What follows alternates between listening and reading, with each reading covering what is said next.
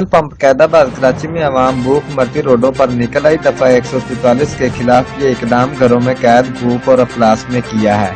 عوام راشن کی تلاش میں روڈوں پر نکل کر سخت نعرے بازی کی اور بڑی بڑی NGOز اور فلاحی ادارے جو کہ کروڑوں روپے فنڈ جمع کرتے تھے اور بڑے بڑے پروگرام غریبوں کے حق میں منعقد کیا کرتے تھے، جو اخباروں اور ٹی وی چینلوں کی زینت بنے ہوئے تھے، جو بڑے بڑے ایوارڈ حاصل کرتے تھے، آج وہ کہاں مر گئے۔ اس موقع پر پولیس اور رینجرز خاموش تماشائی بنی دیکھتے رہے۔ بھوک مرتی عوام نے حکومت اسمبلی سے مطالبہ کیا ہے یا تو لاک ڈاؤن ختم کیا جائے یا پھر ہمیں راشن مہیا کیا جائے، ورنہ دوسری صورت میں پوری کراچی کی عوام روڈوں پر نکل آئے گی۔ Report Abdul Rahman Abbasi, investigation crime reporter, Geo express news, Karachi.